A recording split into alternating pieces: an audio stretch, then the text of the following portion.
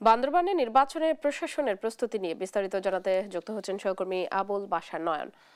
নয়ন, প্রশাসনের প্রস্তুতি কেমন দেখছেন জানাবেন? আসলে গতকাল প্রচার প্রচারণা শেষ হয়েছে ইতিমধ্যে। রাত থেকে প্রচার প্রচারণা বন্ধ।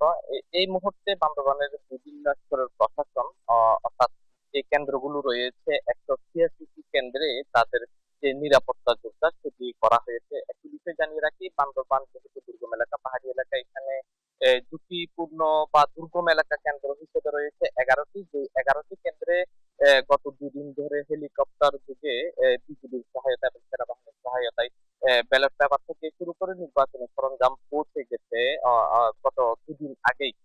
এছাড়া 186টি যে কেন্দ্রগুলো রয়েছে, বাকি অন্যান্য কেন্দ্রগুলোতে আজকে আইন শৃঙ্খলা বাহিনীর সদস্য সহ সেখানে ব্যালট পেপার পৌঁছা হবে। সেই প্রস্তুতি আমরা সকাল থেকে নির্বাচন অফিস এবং জেলা প্রশাসক কার্যালয়ের সামনে দেখেছি।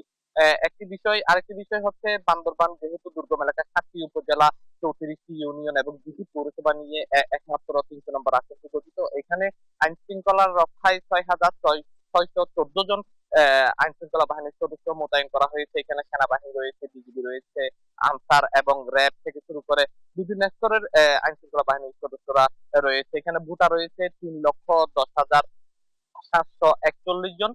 যে দুর্গম এলাকাগুলো রয়েছে, সেই দুর্গম এলাকাগুলো বিশেষ করে শান্তি, রুমা এবং আলীকদম এলাকায় দুর্গম এলাকাগুলো রয়েছে। অর্থাৎ আইন শৃঙ্খলা বাহিনীর যে প্রস্তুতি নির্বাচন উপলক্ষে, সেই প্রস্তুতি একদম সম্পূর্ণ হয়েছে। এই ছিল আমার কাছে নির্বাচনের সর্বোচ্চ।